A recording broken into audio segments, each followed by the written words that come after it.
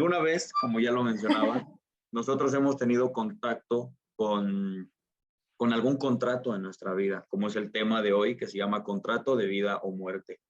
Pero seamos sinceros, como todos buenos mexicanos, la realidad es de que nunca nos detenemos a leer completamente el contrato y ver lo que estamos firmando. Y peor aún, nos dejamos guiar por simplemente las personas que nos lo hacen saber o que nos están ayudando con el trámite. Yo les voy a poner un ejemplo. No hace mucho fui con Cassandra a comprar un celular que ella necesitaba. Y pues obviamente es todo un papeleo y son muchos los contratos que tú tienes que firmar.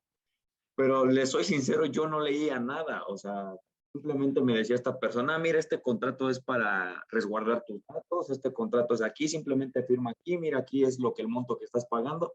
Y ya, o sea, simplemente yo me dejaba guiar por lo que esta persona me estaba diciendo. Pero ¿qué tiene que ver esto con el tema? Vamos a hablar en esta tarde de la Biblia, como la palabra de Dios, como siempre, pero hoy la vamos a ver como un contrato. ¿Por qué? Porque a final de cuentas se puede también ver que la Biblia es un contrato. ¿Por qué? Porque habla de leyes, mandamientos, justicia, habla de muchos términos legales, que a final de cuentas toda la legalidad es papeleo, es escritos, es concordancias, muchas cosas escritas. Entonces, ¿qué es lo que verdaderamente tenemos que ponernos a analizar? Que a veces nosotros cuando entramos a una iglesia o nos acercamos a Dios, a veces nos dejamos guiar como esas personas en que simplemente por el hecho de que alguien te dijo, vivir la vida cristiana es así, tú te dejas guiar sin leer el contrato y firmas. Y al final de cuentas, cuando llega algún problema o algún percance, como me pasó a mí con Cassandra, de que, oye, pero esto no me lo dijiste, es que aquí está en el contrato, pero no lo leíste. Es lo que yo no quiero que a ustedes les suceda si ustedes quieren comenzar a conocer a Dios verdaderamente como lo revela en su palabra y que no simplemente se dejen guiar por lo que yo digo, por lo que Cassandra dice o por lo que cualquier predicador les diga. Es bueno, claro, si es un predicador que predica la Biblia, claro que le puedes hacer caso, pero desgraciadamente vivimos en un tiempo en el que el evangelio ha sido diluido y que solamente el hombre le gusta decir las partes que le gustan, pero el resto del contrato y las partes negativas son cosas de las cuales casi nadie habla. Como cuando hablamos del carácter de Dios, a quien no le gusta hablar de su amor, su misericordia, su gracia, su bondad. Pero dime a cuántos les gusta estudiar acerca de la justicia de Dios, la ira de Dios, el furor de Dios. Pues a nadie. ¿Por qué? Porque todo eso pues, nos afecta a nosotros de alguna u otra forma. Entonces, bueno, teniendo ya como panorama esto acerca de los contratos, vamos a continuar. ¿Qué es lo que pasa? En la Biblia hay un relato, quiero que vayan en sus Biblias a Mateo capítulo 7, versículo 24 y 27, al 27, perdón. ¿Y qué pasa aquí? Jesús mismo está dando parte del contrato y da una alusión majestuosa acerca de la manera en la que una persona y otra persona tomó el contrato. Aquí nosotros no les vamos a leer el contrato completo porque sería leerles toda la Biblia, pero simplemente vamos a decirles partes muy puntuales y claves que nosotros consideramos que nadie toma en cuenta al momento de querer conocer a Dios y entregar su vida 100% a Dios. Y que piensan que simplemente es algo superficial o es simplemente un amuleto que tú puedes tener en tu llavero, cuando no, es un todo. Y lo vamos a ir desarrollando. Entonces, yo quiero leer Mateo, quiero que me sigan con su vista, capítulo 7, versículo 24. La parábola se llama Los dos cimientos y dice, cualquiera pues que me oye estas palabras y las hace, le compararé a un hombre prudente que edificó su casa sobre la roca. Descendió lluvia y vinieron ríos y soplaron vientos y golpearon contra aquella casa y no cayó porque estaba fundada sobre la roca. Pero cualquiera que me oye estas palabras y no las hace, le compararé a un hombre insensato que edificó su casa sobre la arena y descendió lluvia y vinieron ríos y soplaron vientos y dieron con ímpetu contra aquella casa y cayó y fue grande su ruina. Esta misma parábola la podemos encontrar en el Evangelio de Lucas, que igual quiero que me acompañen ahí porque lo dice un poco más entendible. Esto está en Lucas capítulo 6, versículo 46. Y dice así, vean cómo empieza en este aspecto Jesús. ¿Por qué me llamas Señor y no haces lo que yo te digo? Vean de qué manera Jesús empieza, ¿no? Todo aquel que viene a mí y oye mis palabras y las hace, os indicaré a quién es semejante. Semejante al hombre que edifica una casa, cavó hondo y puso un fundamento sobre la roca. Y cuando vino una inundación, el río dio con ímpetu contra aquella casa, pero no la pudo mover porque estaba fundada sobre la roca.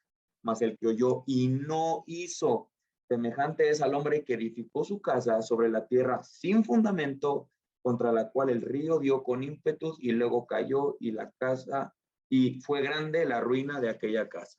Entonces, comenzamos con una parábola donde Jesús, de una manera majestuosa y sorprendentemente inteligente, hace la comparación entre dos hombres que exteriormente pudieron parecer muy similares, pero el tiempo determinó que eran totalmente opuestos y diferentes el uno del otro.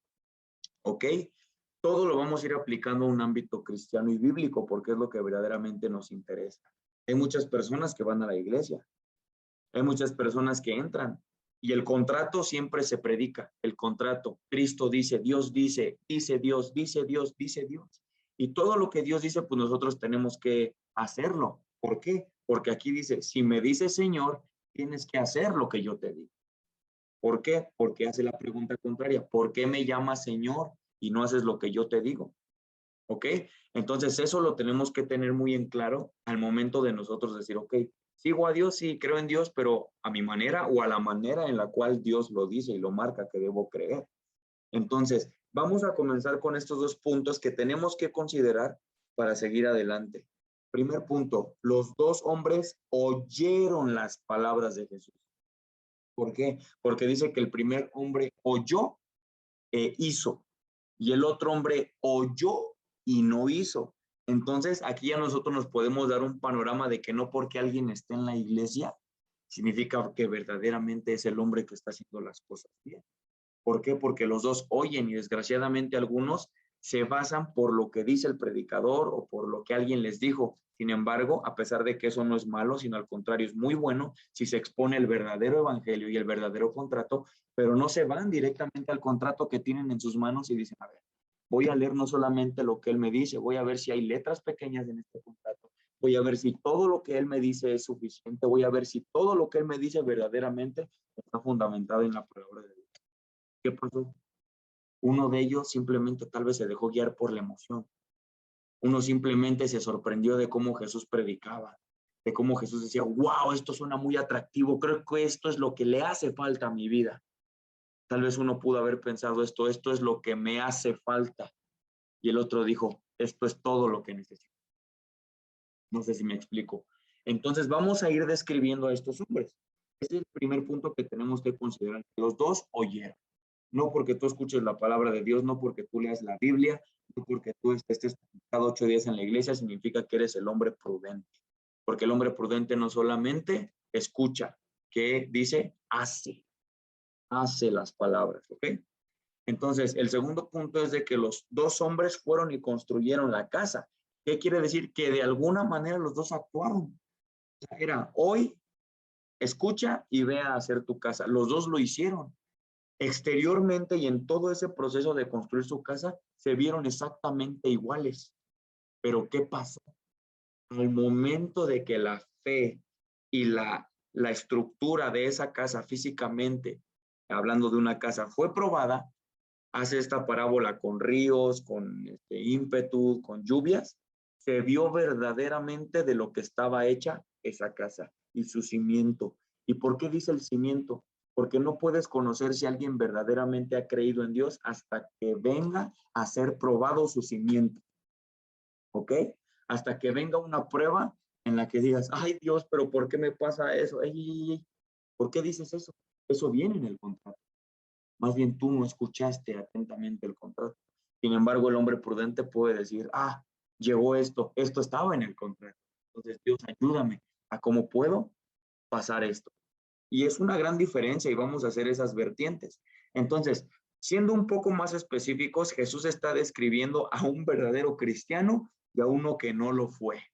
pero pudo haberlo parecido por un momento. ¿Ok? Entonces, algo que tenemos que tener bien en claro es de que no todos los que están en la iglesia son verdaderos cristianos. No todos los que están profesando según que no todos son cristianos. ¿Ok? Y voy a hacer unas últimas comparativas del que era cristiano y del que no era cristiano. ¿Para qué? Para que ustedes empiecen a ver, primero que nada, no solamente si tal vez han escuchado esta parte del contrato, no, si verdaderamente su manera de ver cómo tú te puedes acercar a Dios es verdaderamente la manera en la cual está escrito en la palabra, porque muchos dirán, ay, como que me hace falta Dios en mi vida. Ah, pues nada más voy a leer la Biblia y voy a ir a la iglesia. Y ya, esa es su manera de tal vez acercarse a Dios con rituales, viviendo una religión, cuando verdaderamente no se trata. Es mucho, mucho, pero mucho más amplio que simplemente decir, la religión está aquí y es una pequeña parte de mi vida. Pero el cristianismo ni siquiera es una religión, es una profesión de esperanza y de fe. Entonces, vamos a ir viendo esta pequeña comparativa y ahorita vamos a avanzar con lo siguiente. Puntos a considerar. El que construyó sobre la roca tenía la convicción plena acerca del costo de seguir a Jesús y conocía perfectamente lo que Jesús le estaba diciendo, porque oyó y verdaderamente analizó las cosas. ¿Ok? Y el otro miraba a Cristo como algo que le podía solucionar la vida o como un amuleto o algo atractivo. Así como que, está bien chido aquí. Entras a la iglesia y dices, no inventes, está bien bueno el ambiente, qué bonita música, qué bonito predica el pastor, wow, esto está muy bonito. Pero ¿qué pasa? ¿Qué pasa si viene una pandemia y cierran las iglesias? ¿Ya vas a dejar de ser cristiano? Porque ya no está eso que te emociona, que te alienta. ¿Ven? Sin embargo, hay otros que sí, fue la pandemia y ya no regresaron. Pero hay otros que regresaron con su fe firme.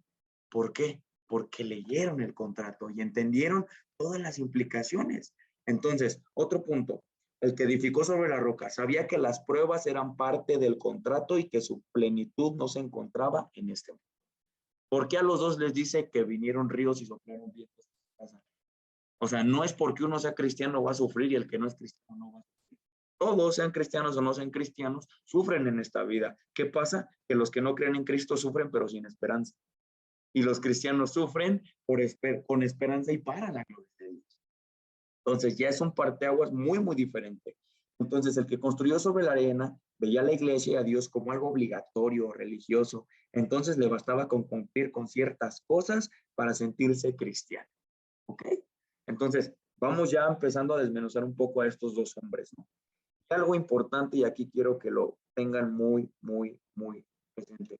Los dos creyeron. ¿Por qué? Porque los dos hicieron un acto de lo que Jesús les dijo. Oyeron y actuaron. ¿Qué quiere decir? Creyeron las palabras que él estaba diciendo, simplemente que uno las creyó verdaderamente y el otro, digo, no creyó bien. Porque creer en Dios no significa nada. O sea, tú pregúntale a un narcotraficante si cree en Dios y te va a decir, sí, creo en Dios. Hasta voy a misa.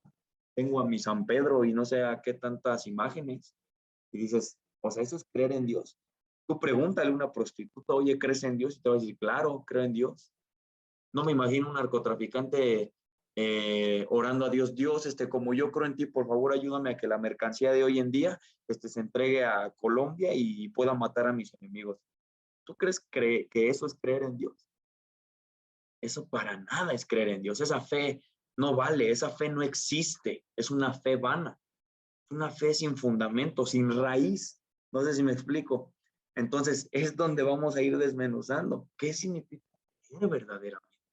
¿Cuáles son los frutos y las convicciones que tú tienes que tener enraizadas dentro de ti que pueden llevarte a decir, verdaderamente he creído? O es más, ni siquiera he creído porque no conocía estas partes del contrato. ¿Ok? Entonces, como último punto, podemos decir que uno se fue al cielo y que otro se fue al infierno. Sí, amigo Isaac, creo que alzaste tu mano. Oye, amigo, Sí, dime. lo que dices, que lo del narcotraficante, Ajá. ¿es una fe vana? ¿Por qué? ¿Porque lo está pidiendo por algo malo, algo que daña? O en general, por ejemplo, si yo agarro y digo, ay, por favor, Diosito, ayúdame a encontrar trabajo o ayúdame a ganar más en mi trabajo, algo así, igual entra como algo vano. A final de cuentas, dice la palabra, sea que comas o sea que bebas, hazlo para la gloria de Dios. El narcotraficante no podemos decir, ahí fue una fe vana, porque aquí mismo te lo está diciendo Jesús. ¿Por qué me dices Señor? ¿Por qué me dices, Señor, ayúdame, Señor, necesito esto, Señor? Y no haces lo que yo te digo. Entonces, ¿por qué el narcotraficante le dice, Señor, ayúdame con esta vuelta, cuando en ningún momento en su palabra te está diciendo que, o sea, obviamente un narcotraficante de ninguna manera hace cosas buenas? Y obviamente, pues él está yendo totalmente en contra de lo que Jesús dijo. Entonces dices, ¿por qué me dices Señor y no haces lo que yo te digo? Para empezar, ni soy tu Señor, porque si fuera tu Señor, harías lo que yo te digo. Entonces, volviendo tal vez a tu ejemplo del trabajo, ¿trabajar no es malo? No, al contrario, es algo, una bendición de Dios. Entonces, ¿qué pasa? Las intenciones al momento de tú pedir ese trabajo es lo que verdaderamente va a declarar tu fe. ¿Por qué? Porque si yo digo, Señor, necesito trabajo, por favor ayúdame, no tengo dinero. Y tú dices, ya, pero a ver, muy dentro de ti el Señor conoce tus intenciones. Y Él a lo mejor dice, ¿sabes por qué quieres más dinero? Porque no estás satisfecho con lo que yo te he dado. Y la palabra dice, estén contentos con lo que tienen. ¿Por qué? Porque estás buscando el dinero y ni siquiera te congregas, ni siquiera lees mi palabra, ni siquiera te interesco yo, te interesa nada más lo que yo te puedo dar. Entonces, ¿qué dice la palabra? Busca primero el reino y todo lo demás vendrá por añadidura. Y estás haciendo esas cosas al revés. Por eso Dios no te bendice. Y la última, que dice, cuando pides y no recibes es porque pides mal para gastar en tus propios deleites. Entonces, vuelvo a lo mismo.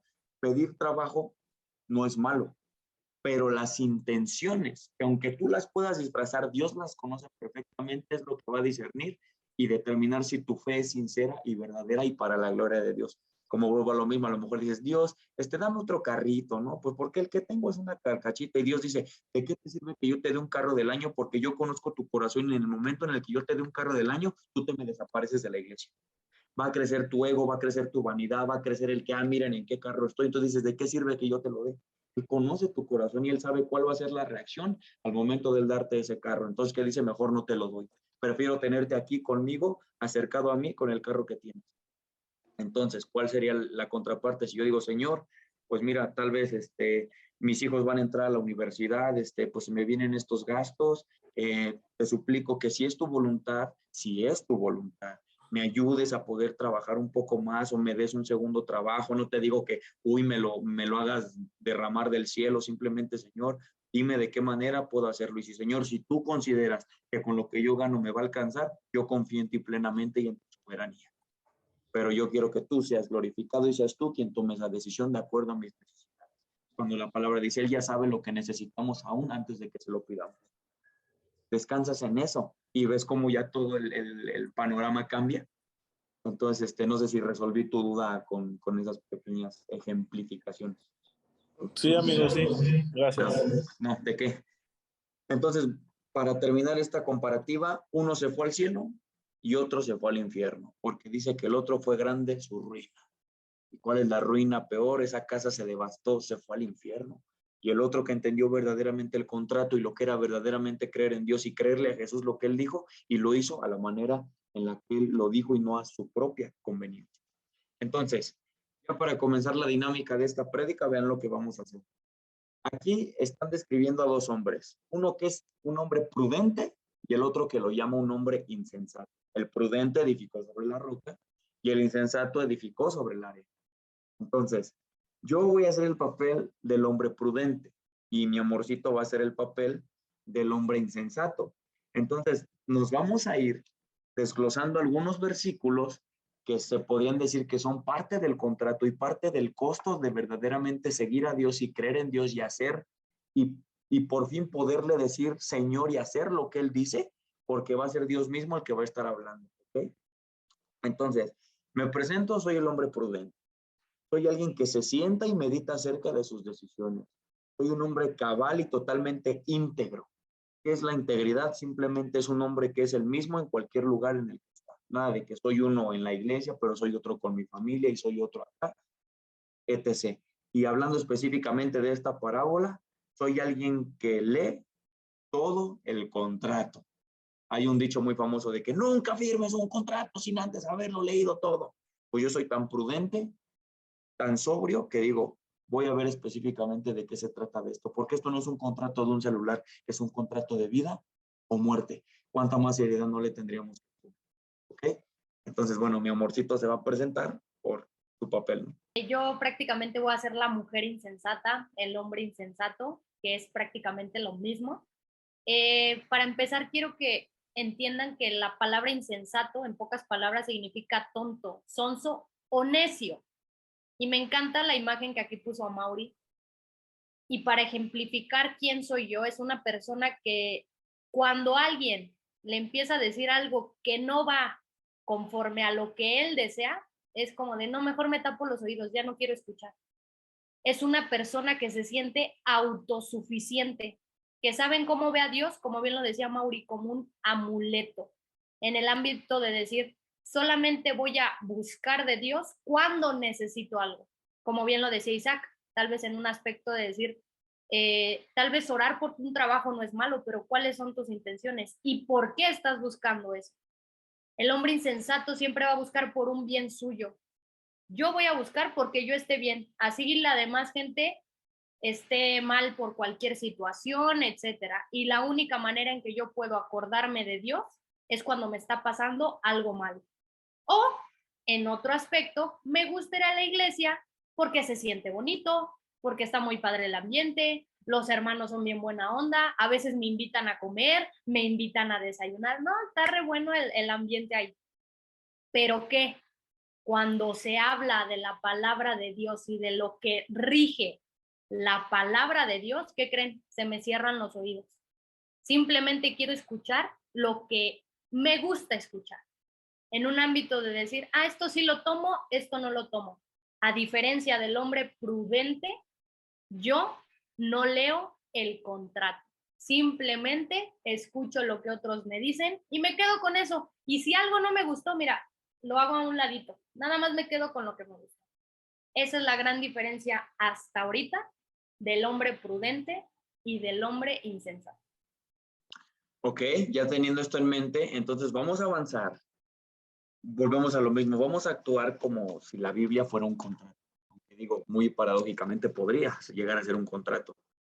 Y vamos a leerles como que ley, contrato de la vida o muerte. Ese es el guión 5, sección 4, un ejemplo. Hablando obviamente de palabras que dijo Jesús mismo. O sea, ya ni siquiera fue un apóstol. Jesús mismo va a decir todas las palabras que vamos a decir en este momento. Entonces, vamos al primer, ¿cómo decirlo? Ejemplo y primer versículo que está en ese contrato. Entonces, ustedes tienen que ir anotando ese contrato y al último van a tomar una decisión, ¿ok?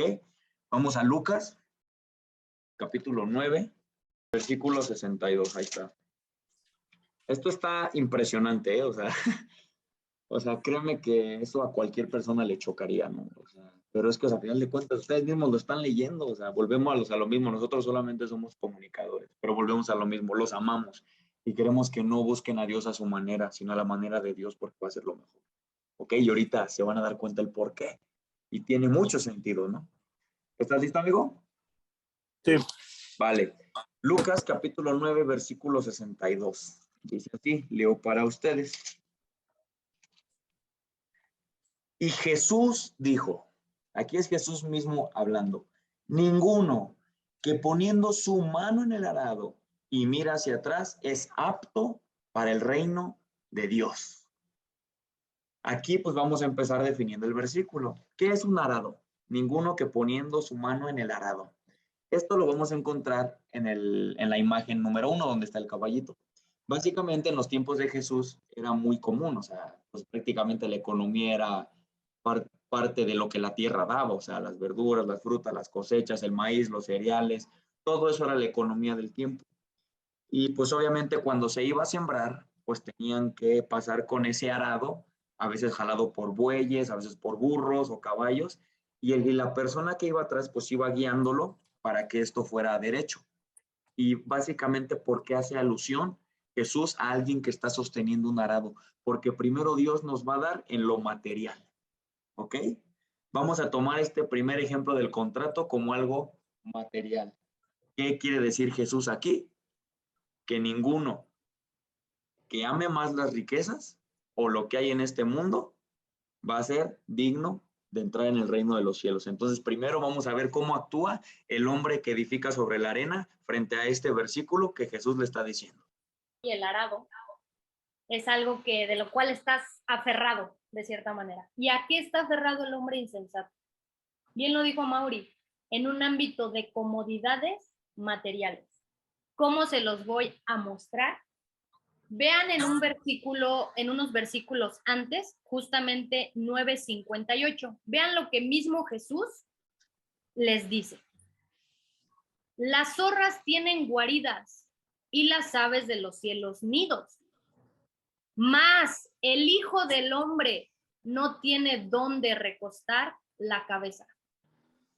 ¿Qué quiere decirnos aquí este versículo? Mismo Jesús, siendo Dios, siendo Rey Todopoderoso, no tenía ni dónde dormir. Pero ¿qué creen? El hombre insensato dice, yo no puedo estar sin comodidades. Yo no puedo estar sin una casa. Yo no puedo estar sin un carro. Yo no puedo estar sin esto. Yo no puedo estar sin otro. En pocas palabras, vamos a poner un ejemplo. Resulta que yo voy a la iglesia y tengo mi carro, todo padre, etcétera. Pero choco, pérdida total del carro. Como hombre insensato, digo, lo siento mucho, ya no puedo ir a la iglesia, perdí mi carro. Y no solamente eso tal vez lo digo por fuera, pero ¿saben qué estoy pensando dentro de mí? Dios me quitó mi carro. ¿Por qué me quitó a mí mi carro si yo iba a su iglesia? ¿Por qué? Si yo buscaba a Dios, empiezas a reprochar el tema material. Otro ejemplo, mi trabajo. Tal vez yo trabajo de lunes a viernes, pero me comentan los jefes que me dicen, ¿sabes qué? Tienes que ir a tu trabajo el día domingo. Ah, no, sí, jefe, no se preocupe. Yo le digo que no a la iglesia y me voy para el trabajo, no se preocupe. El hombre insensato ni siquiera piensa o pone en primer lugar a Dios. Es primero él, primero su trabajo, primero sus necesidades económicas. Un ámbito de trabajo. Joven, fíjate que queremos aumentarte el sueldo, pero esto va a requerir que trabajes del martes al domingo. Tú como hombre insensato vas a decir, no inventes, voy a ganar más dinero. No, claro que sí. Claro, cerrado, ¿dónde firmo? Ni siquiera te sentaste en un ámbito de meditar y de saber que ya no vas a ir a la iglesia. Y el congregarte es un mandamiento de Dios. Pero ¿qué dices? No importa. Lo veo en mi casa. Me siento en mi casa y busco una prédica y ya tengo mi día con Dios. Para un cristiano el domingo es algo sagrado para entregar al Señor. A menos de que, claro, pueden venir circunstancias que literalmente salen de control en la cual dices, hoy voy a tener que faltar, pero no es algo constante. O algo que tú hayas dicho, voy a faltar ese día. Para ti es primordial, voy a ir a la iglesia, pero para el insensato es no me importa, mientras gane más, mientras yo esté bien con mi casa, mientras tenga mi carro, mientras mi comodidad esté perfecta. Otra, un ámbito de decir, quiero mi carrera, estudié como financiero, pongamos el ejemplo. Estudié financiero, ¿por qué? Ni siquiera sabes por qué, simplemente porque dices, ahí está el signo de pesos. Esa es mi carrera, esa es la carrera que yo necesito. ¿Por qué? Porque ahí es donde más se genera dinero. No, yo ya me vi acá, no, yo ya me vi allá. Otra, mucha gente dirá que el viajar no es malo, y claro, no es malo viajar, pero pongamos un ejemplo. Tal vez te vas de vacaciones un mes a otro país. Ponle a España. Estás bien feliz, yo soy cristiano, comparto mis versículos todos los días, etcétera. Pero ¿qué creen? No he buscado una iglesia para congregarme en ese mes, porque sé que necesito de Dios en el ámbito del prudente. Pero ¿qué creen? El necio dice, no, yo estoy bien, yo puedo estar sin Dios un mes, 2 meses, 3 meses, no hay problema. Dios me va a esperar. Dios es paciente y tal vez empiezan a agarrar cosas de decir, todo va a estar bien.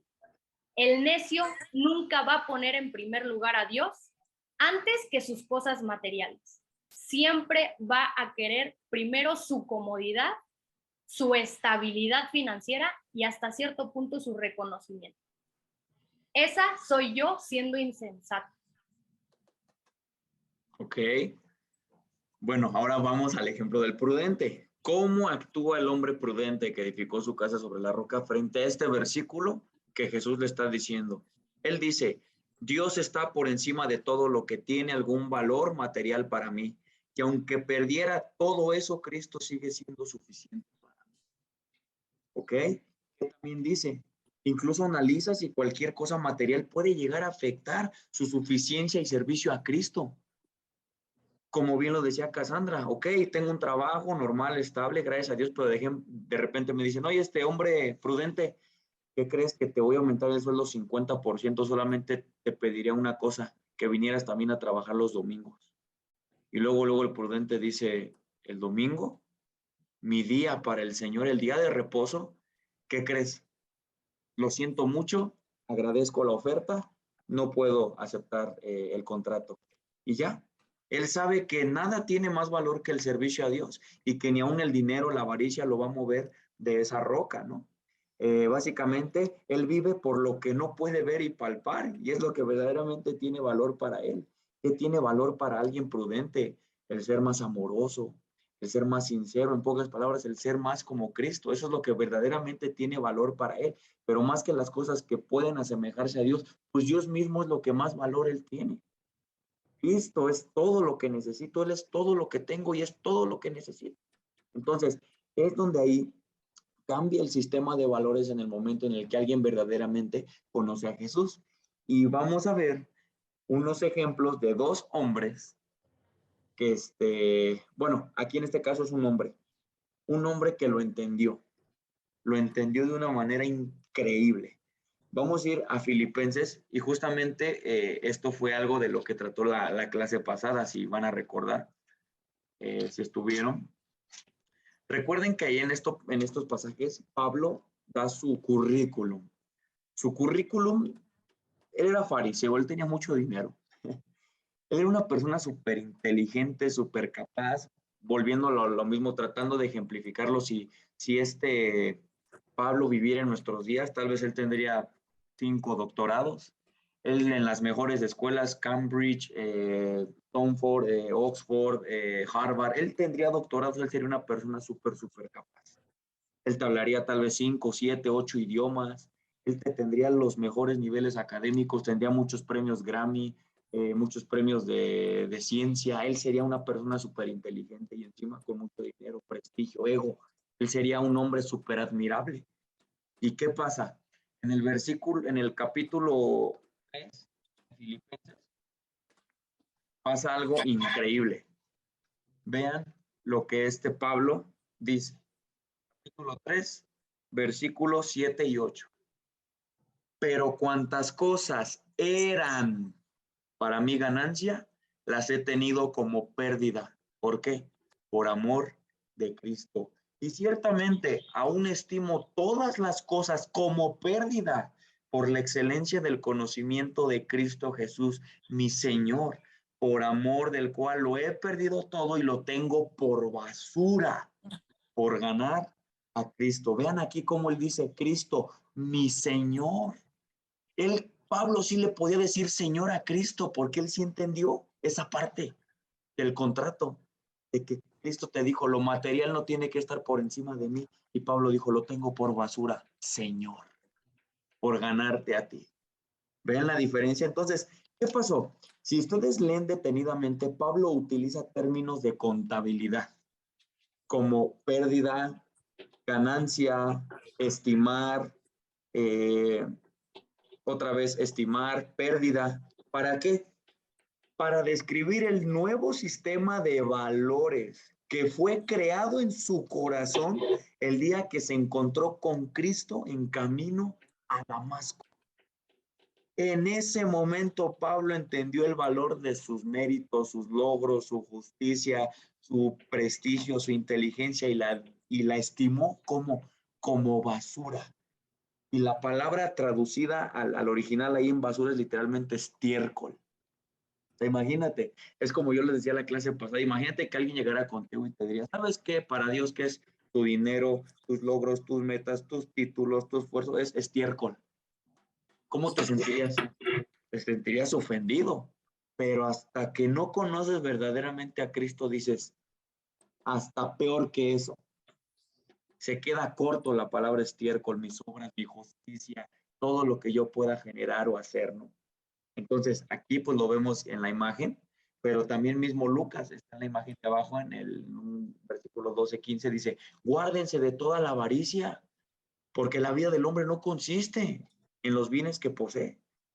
O sea, no tiene valor, y lo vamos a ver ahorita en otro ejemplo más adelante. Entonces, vean, aquí ya vimos otro ejemplo. Y el primer punto es lo material. Para seguir a Cristo, lo material no tiene que estar en primer lugar antes que Él. Primer punto, ¿eh? Este va a ser nuestro primer punto. Vamos a un segundo punto. Y ese lo vamos a encontrar en Lucas, capítulo 14, versículo 26. Y dice así: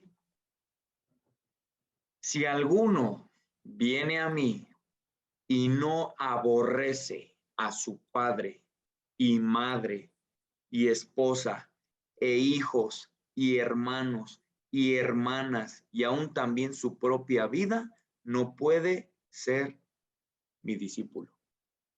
Aquí, antes de que me empiecen a reclamar, vamos a definir la palabra aborrecer. El contexto original, recuerden que la Biblia se escribió en griego y en hebreo, y algunas cosas que se escribían ahí no se leían o no se interpretaban como nosotros las leemos hoy en día. La palabra aborrecer no es la definición que hoy nosotros le damos a la palabra aborrecimiento. Y yo digo, ay, mamá, te aborrezco. No, pues me va a dar una cachetada, ¿no?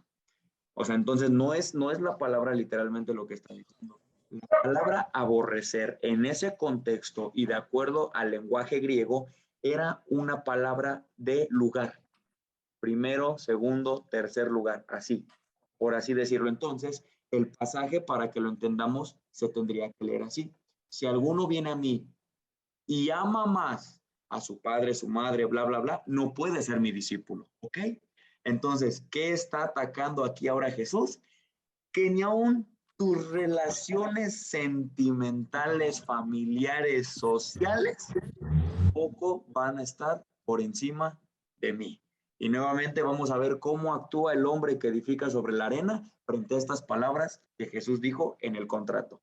Lo que más da en el egoísmo del hombre hasta cierto punto. ¿Por qué mi familia? ¿Por qué me atacas mi familia? ¿Qué culpa tiene mi madre, mi padre, mi hermano, mi esposa, mis hijos?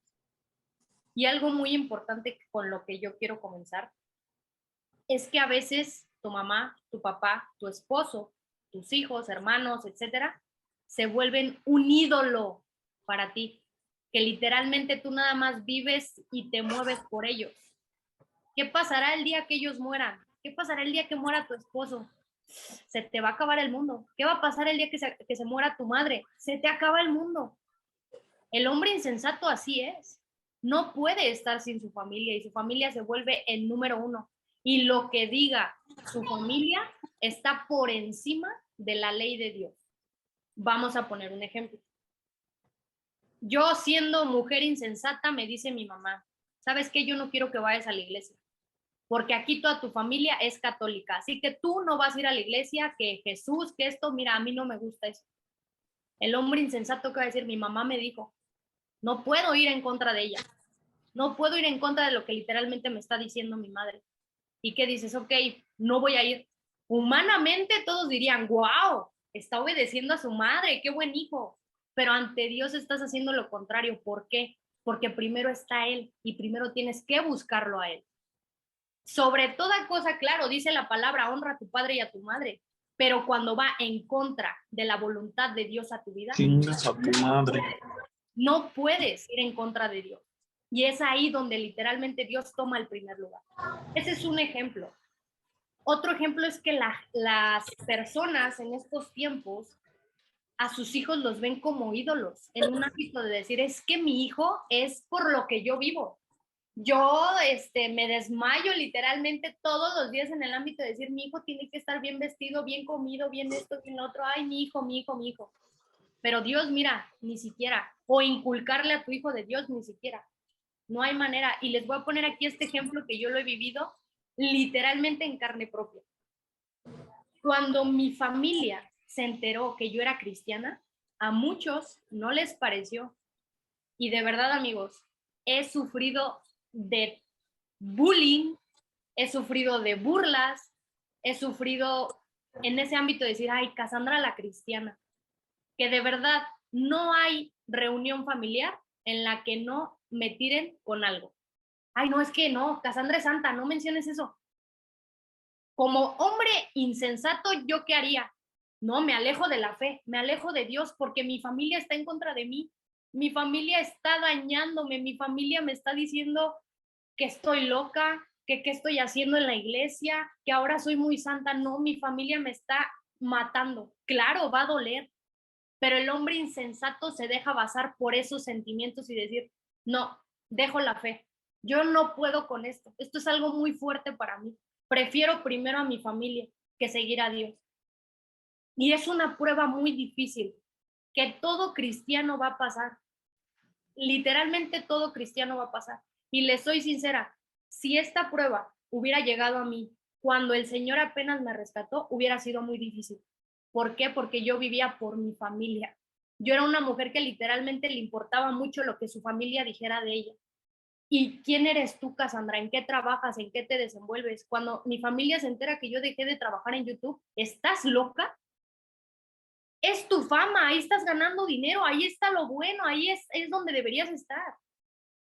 El hombre insensato que dice, no, sí tienes razón, me quedo en YouTube, sigo haciendo todo lo que Dios no quiere que yo haga. ¿Pero por qué? Para que mi familia esté bien y a mí me vean como alguien que salió adelante, como alguien digno de admirar terrenalmente. Es una prueba muy difícil que el insensato sin duda no va a soportar y va a decir, no, yo desisto. Yo no puedo ir en contra de mi familia, pero sí puedo ir en contra de Dios y sí puedo ir en contra de su voluntad. Aquí es donde verdaderamente se muestra, yo creo que una de las pruebas más grandes para un cristiano. Y hasta cierto punto el hecho hasta decir, no, a mí me da pena predicarles, me van a decir loca, me van a decir que yo qué onda. Eso me pasó mucho, pero al fin y al cabo ahí es cuando Dios ves en su soberanía de qué manera ha trabajado en ti. Pero como insensato dices, no puedo, ya, no leí bien el contrato, mira, mejor me deshago de él, bye, yo no quiero, yo no puedo estar en contra de mi familia, yo quiero que mi familia me ame, me esto, me lo otro, no puedo estar sin él. Ese es el hombre insensato, que siempre su familia va a estar número uno, hablando madre, padre, esposa, esposo, hijo, hija, antes que Dios. El bienestar de mi familia antes de que mi relación con Dios esté bien. Ok, sí, básicamente ese es el hombre insensato. Como bien decía mi amorcito, pues no leyó esa parte del contrato. ¿Y qué pasó? Cuando llegó esa prueba, se sacó donde dijo, no, esto no es para mí. Y su casa se derrumbó. Entonces, ¿qué hizo el hombre prudente frente a esta situación? Básicamente hizo esto.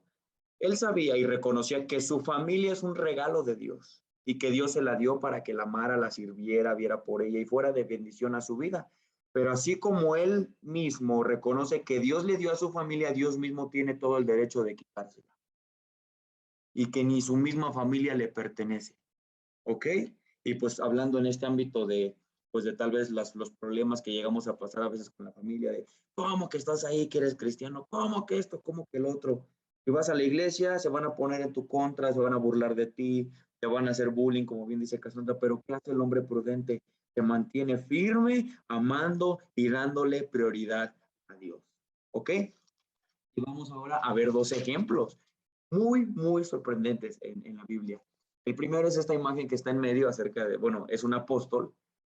Y les voy a poner en contexto un poco la historia. Cuando Jesús resucita y manda a sus apóstoles a predicar el evangelio, pues ahí van los apóstoles, no bien emocionados. Llegan a la ciudad de Roma, si no mal recuerdo. No estoy muy seguro, pero llegan a una ciudad. Y se ponen a predicar. Y pues obviamente cosas como estas les chocaban a los hombres. ¿Y qué pasa? Los encarcelan. Y se les acercan las autoridades y les dicen, miren, se las vamos a poner fácil. O dejan de predicar, o les vamos a dar la paliza de su vida. Imagínate una prueba así, que te dijeran, o dejas de ser cristiano o te corro de la casa, porque aquí en mi casa no va a haber cristianitos. O, eres cristiano, ¿qué crees? Aquí en esta empresa no aceptamos cristianos, estás despedido. ¿Qué crees? Esto, lo otro, etc. Vas a sufrir persecución por causa de Cristo. Entonces, cuando les dijeron esto a los apóstoles, de que, oigan, dejan de predicar o les damos la paliza de su vida, ¿saben qué dijeron los apóstoles? Hagan lo que les parezca correcto. En cuanto a nosotros, no podemos dejar de hablar acerca de las cosas que hemos oído y escuchado, porque es necesario obedecer a Dios antes que a los hombres. Y ahí se resume todos los hombres, y ahí entra tu familia. ¿Y saben qué pasó? Les dieron la paliza de sus vidas. Y los apóstoles se gozaron porque estaban viviendo el verdadero contrato, sabiendo que ellos podían llamar a Jesús Señor, porque verdaderamente estaban cumpliendo con el contrato. Obedecerle por encima de cualquier cosa. No les estoy diciendo que por creer a ustedes los van a golpear, etc. Ya no vivimos en esos tiempos. Pero imagínense que verdaderamente comenzara la persecución de la iglesia y tú pensando que crees y no, yo sí estoy en el contrato, y cuando lleguen y te pongan una pistola en la cabeza y te digan, niega a Cristo, te matamos. Y ahí tú digas, no, no, no, déjame vivo. Niego a Cristo, sí, Cristo no es el Señor. Pero vienen al hombre prudente y le dicen, niega a Cristo, te mato. Él va a decir, para mí el vivir es Cristo y el morir es ganancia. Dale, me harías un favor porque ya me mandarías con mi Señor. Imagínate, ve la gran diferencia entre estos dos hombres, ¿no? Entonces, les voy a poner un ejemplo más acerca de este ámbito de la familia, de un hombre que posiblemente la vivió pesado, pero pesado. Y es un libro que les recomiendo bastante. Obviamente está en la Biblia, es el libro de Job. Y bueno, voy a tratar de resumirles qué fue lo que pasó. Resulta que está Dios conversando con el diablo. Y pues le dice Dios al diablo, ¿dónde has estado? Y dice, pues vengo de rodear la tierra y andar por ella. ¿Y saben qué le dijo Dios? Dice, ¿no has considerado a mi siervo Job, que no hay otro como él en la tierra, varón perfecto y recto, temeroso y apartado del mal? En pocas palabras, prudente. Job es mi siervo, él es prudente.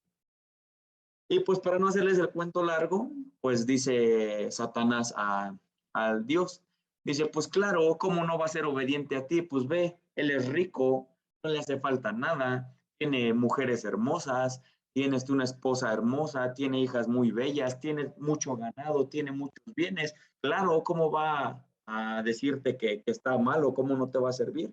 Pero quítale todo lo que tienes y toca su carne y vas a ver si no reniega tu nombre. Así le dijo el diablo. ¿Y saben qué le dijo Dios? Dice, ok, te doy permiso. Dios mandó a Satanás. Eso nos habla de que el diablo es el diablo de Dios. Ni el mismo diablo se manda solo. Dios le dio permiso al diablo de ir a tocar a su siervo Job. ¿Y saben qué pasó?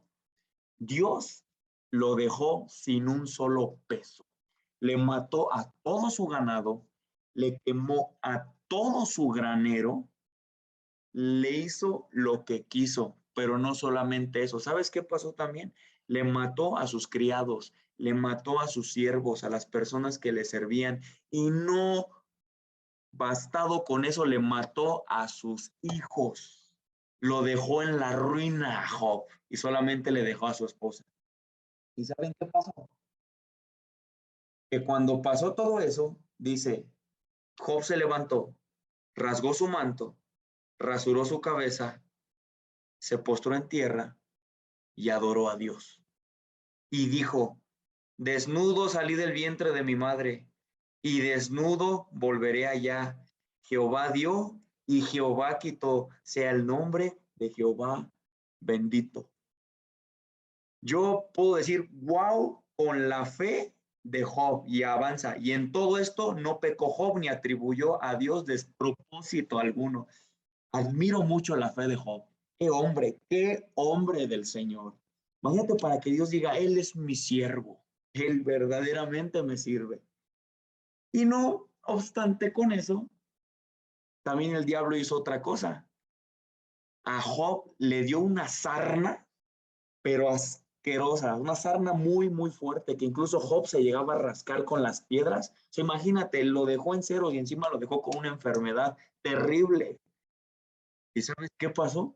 Su esposa se le acercó y le dijo, Job, ¿qué onda con tu Dios? Pues ¿a qué Dios sirves? Tú eres un hombre prudente, temeroso, sirves a Dios y ve con lo que nos paga. Maldice a tu Dios y muérete, le dice su esposa. ¿Y saben qué dijo Job? Y él le dijo, como suele hablar cualquier mujer fauta, has hablado. ¿Qué? ¿Recibiremos de Dios el bien y el mal no lo recibiremos?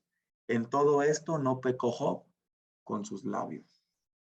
Wow, wow, wow, con la fe de Job. Los invito nuevamente a leer el libro de Job. Pero ¿saben qué pasó después de toda esta prueba? Dios lo recompensó dándole más del triple de lo que él tenía. Le dio a las hijas más hermosas de toda la tierra, no sé cuánto multiplicó sus bienes y pues Job le dio de todo, ¿no? Porque vean, les voy a leer lo que hizo al último. Y quitó Jehová la aflicción de Job, cuando él hubo orado por sus amigos, y aumentó el doble todas las cosas que le habían sido a Job. Y vinieron a él todos sus hermanos y sus hermanas y todos los que ante a él le habían conocido, y comieron el pan de su casa, y se condolieron con él, y le consolaban de todo aquel mal que Jehová había traído. Jehová había traído el mal, no fue el diablo. ¿Okay? Dice, y cada uno de ellos le dio una pieza de dinero y un anillo de oro, y bendijo Jehová el postrer estado de Job más que el primero, porque tuvo 14,000 ovejas, 6,000 camellos, 1,000 yuntas de bueyes y 1,000 de asnas. Y tuvo Job 7 hijos y 3 hijas. Llamó su nombre a la primera Gemina, a la segunda Sesia y la tercera Jehubac. Y no había mujeres tan hermosas como las hijas de Job en toda la tierra. No le estoy diciendo que si ustedes sufren, van a tener aquí en este mundo cosas mejores, pero algo sí les aseguro, si el contrato verdaderamente lo firman con la convicción y con los pasos que los estamos diciendo, Dios te promete al final de esta vida calles de oro, un lugar sin tormento, un lugar donde ya no va a haber sufrimiento, un lugar donde tú vas a poder estar en la presencia misma de Cristo, no 1 año, no 2 años, no 80 años, eternamente y para siempre en su presencia. Entonces, ese sería como que nuestra bendición, hablando en un término como la historia de Job. En este mundo vamos a sufrir por su causa, vamos a ser perseguidos. ¿Por qué? Porque Dios dice, ustedes no son de este mundo. Entonces el mundo los va a aborrecer, porque yo voy contrario a este mundo. El mundo es malo, yo soy bueno, y lo bueno y lo malo no se llevan. Entonces, por eso que al momento que nosotros firmamos el contrato, nos volvemos del lado de Dios. Y Dios dice, entonces tú ya vas a luchar contra este mundo, pero mira, aguanta, soporta las pruebas, pero al final yo te prometo lo mejor que va a pasar en tu vida. Entonces, es la esperanza que nosotros profesamos, ¿ok? Entonces, ya vieron cómo el hombre prudente actúa frente al ámbito social, relacional y familiar. Primero, nada material tiene que estar por encima de Dios. Segundo, ni tu misma madre, padre, y pues ya lo de ahí derivado, tiene que estar por encima de Dios.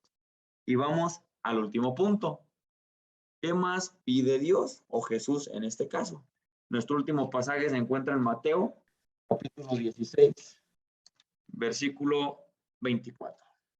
Y dice así, entonces Jesús dijo a sus discípulos, si alguno quiere venir en pos de mí, niéguese a sí mismo y tome su cruz y sígame, porque todo aquel que quiera salvar su vida, la perderá.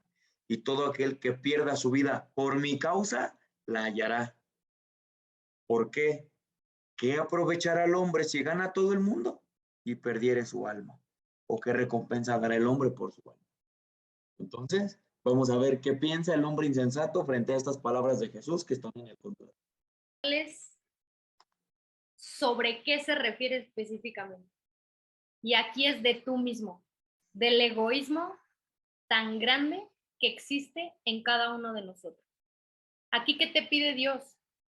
Niégate a ti en un ámbito de decir, muchos creo que conocen las nuevas frases motivacionales que dicen, tú puedes hacer el cambio en tu vida, tú puedes llevar tu vida por donde tú quieras. Solamente es que hagas estos cambios en tu vida y vas a tener la vida perfecta. Tú no necesitas de nadie. porque prácticamente tú haces que tu vida esté bien, porque tú trabajas, porque tú te esfuerzas, porque tú. Todo se basa en un yo. Llega un punto que el hombre se siente autosuficiente. El insensato así se siente. Yo no necesito de Dios.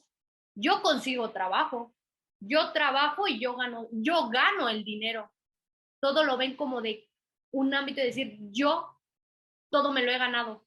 Y se atreven a mencionar los hombres insensatos el yo merezco. Ay, no es que yo merezco una mujer que sea así. Y no es que yo merezco un hombre que me trate. Y es que yo merezco un trabajo. Y es que yo merezco. Cuando no mereces nada. ¿Por qué es tan difícil y tan pesado este último punto? Porque es lo más difícil del hombre, el aprender a negar a sus deseos, a sus necesidades, a sus victorias en este mundo. Mucha gente tal vez dice el hombre insensato. Mi iglesia me pidió que me fuera de misionero a otro país. Ay, no, ¿cómo? Yo no puedo estar durmiendo en una hamaca. ¿Quién soy yo, no? Estoy por terminar mi carrera, tengo que trabajar. No, a mí no me hablen de esas cosas. El egoísmo del hombre y el creer que merece algo, yo creo que es uno de los pecados más feos y más grandes que hay en todo ser humano. En el ámbito de decir, yo necesito, yo merezco y yo lo puedo todo. La gente ahora cree que porque él dice, yo voy a tener el trabajo que todo hombre sueña, yo voy a tener esto porque yo me lo he propuesto, porque yo me he esforzado, cuando no sabes que todo eso es voluntad de Dios. Y mucho cuidado, porque a veces también el diablo hace milagros. ¿Para qué? Para tenerte ahí encerrado y decir, no, yo logré esto, soy bien bueno. No, soy re bueno para los negocios, soy re bueno para esto. Tú no sabes hasta qué punto el enemigo, que es el diablo, puede cegar tu mente para decir, no te acerques a Dios, tú puedes solo. Hablemoslo en un ámbito de pruebas. Muchos cristianos a veces actúan como ateos. ¿Por qué? Porque viene la aflicción, viene la prueba, y antes de ir a preguntarle a Dios qué es lo que está pasando, de qué manera reaccionar, Señor, ayúdame, Señor, fortaléceme, lo primero que hacen es decir, voy a hacer esto y esta es la solución. ¿Por qué? Se creen que no necesitan de Dios para que su vida fluya, para que su vida esté bien. Ellos creen que pueden solucionar los problemas que se presenten en su vida y que no necesitan de un Dios. ¿Saben cuándo sí necesitan de un Dios? Cuando quieren un milagro, cuando quieren un trabajo, cuando quieren, que llegan a un punto en que ven a Dios como Santa Claus. Y ahora se me antojó esto. Voy a regresar a la iglesia para pedir al Señor esto. El ámbito del necio en negarse a sí mismo es lo más difícil para todo cristiano. Y se los digo por experiencia, porque a veces el negarte a tus sentimientos es complicado. Un ejemplo fácil. Yo me peleé con cierta persona. Ay, no, que él me pida perdón. ¿Yo por qué? Yo no dañé, yo no hice el mal. No aprendes que no eres tú, que tienes que hacer la voluntad de Dios. ¿Y qué te dice Dios? Ve y pide perdón. Y si te dieron literalmente en donde más te dolió, pon la otra mejilla. Pero, ay, no, ¿cómo yo voy a poner la otra mejilla? Yo no puedo. Que me pidan perdón. Yo soy bueno, yo soy recto, yo hago las cosas bien. A mí es al que me dañan. En el ámbito de negarse a sí mismo todos los días, como humanos y por el pecado que hay en nosotros, tenemos que negarnos diario. Así sea por una contestación, así sea por un sentimiento que hay en ti, que dices, es que esta no es la voluntad de Dios y yo no tengo que estar pensando estas cosas, yo no tengo que estar sintiendo esas cosas. Y es cuando empieza la verdadera lucha. Pero ¿qué crees? El insensato no lucha, se deja guiar por sus pasiones, se deja guiar por sus deseos, se deja guiar por lo que él necesita. No hay una manera de decir, voy a poner esto en la balanza. Y si Dios dice, no, yo necesito, yo quiero, dependo de mí y mi felicidad está primero.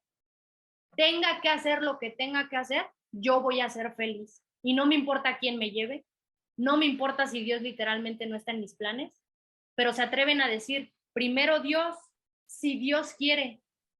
Sale de su boca eso, pero no saben literalmente lo que es, porque ellos ni siquiera saben que esa no es la voluntad de Dios. ¿Y qué hacen? Se llenan en un ámbito de seguir sus deseos y no los deseos de Dios. Y seguir los deseos de Dios, para un necio, para un insensato es lo más complicado. ¿Por qué? Porque el pecado va en contra, literalmente, de lo que es Dios. Y como se los comentaba, el cristiano lucha todos los días. Todos los días tienes una lucha, porque no hay momento en que tú hayas pensado algo malo.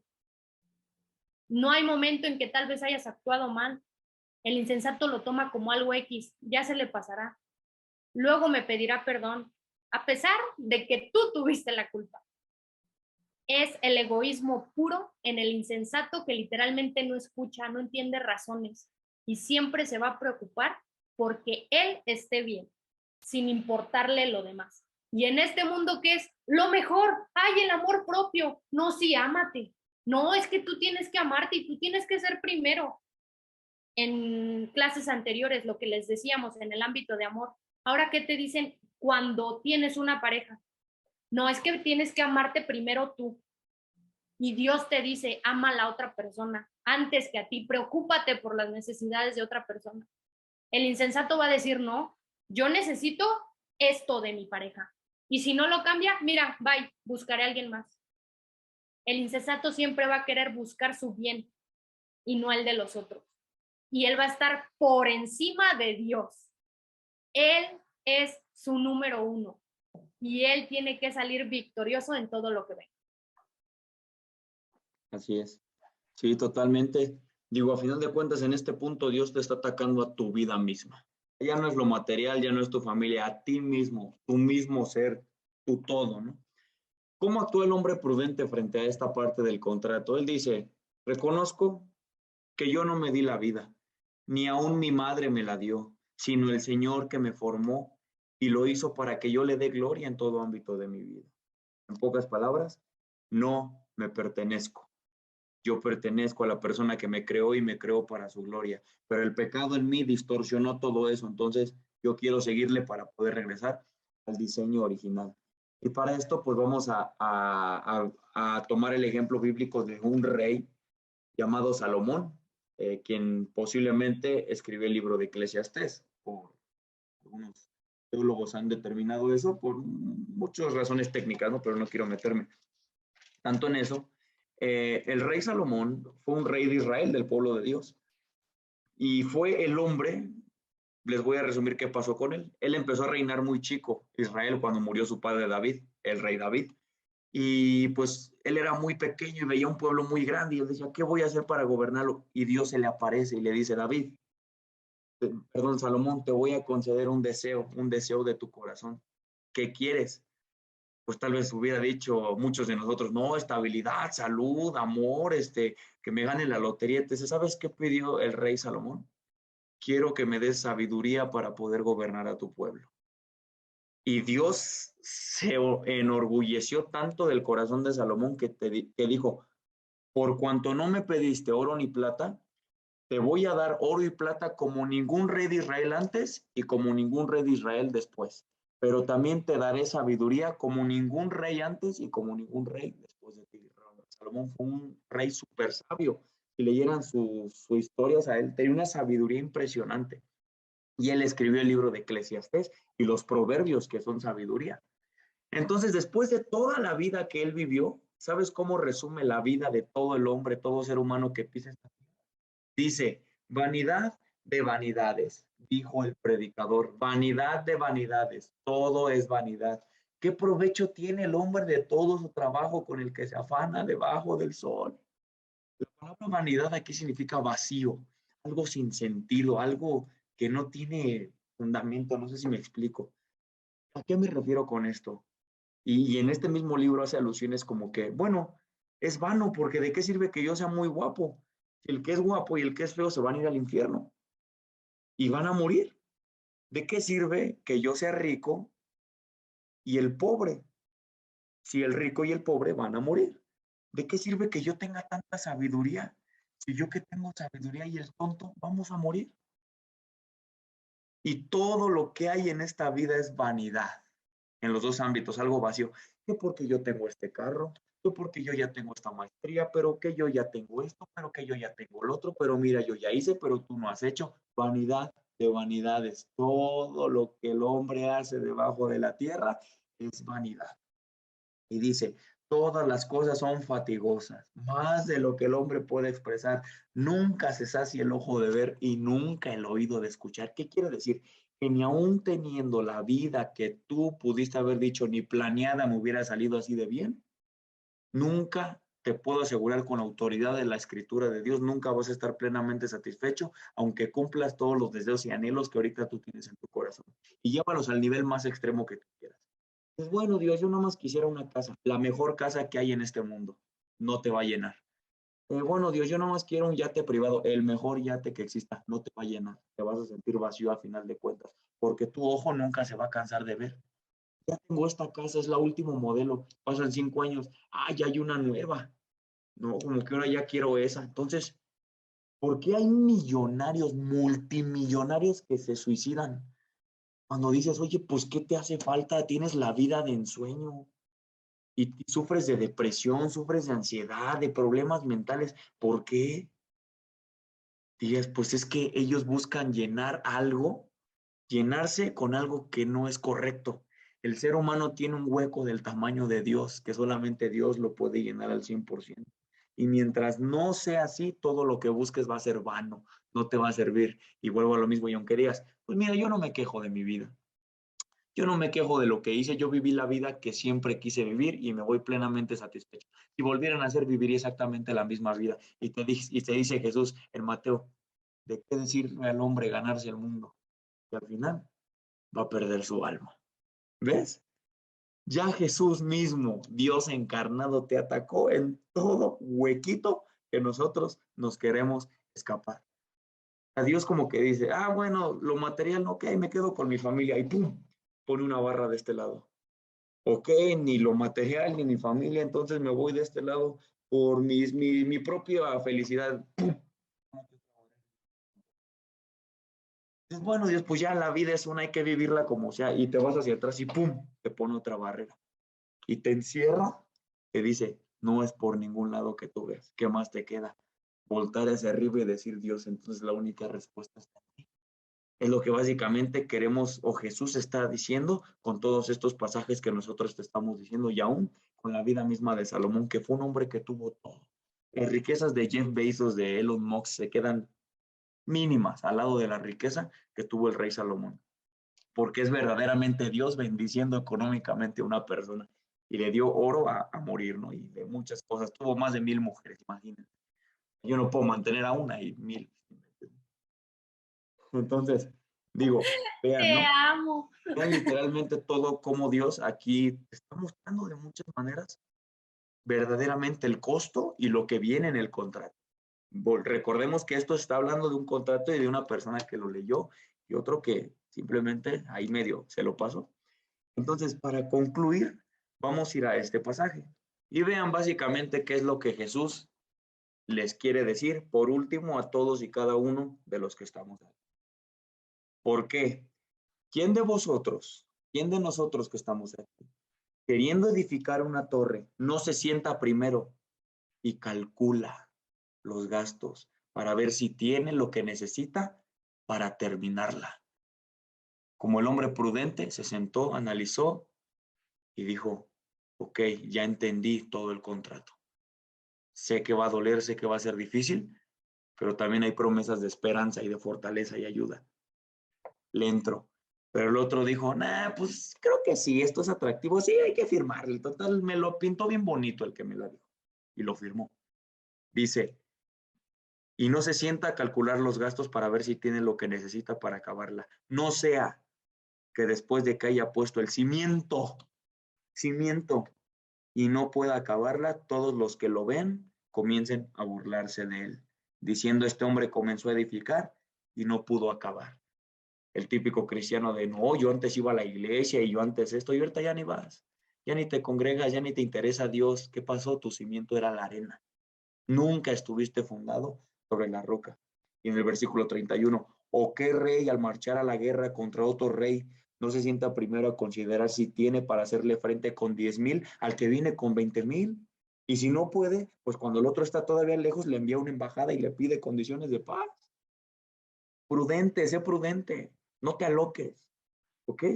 Y termina con este versículo con el cual también yo quiero terminar la clase de hoy.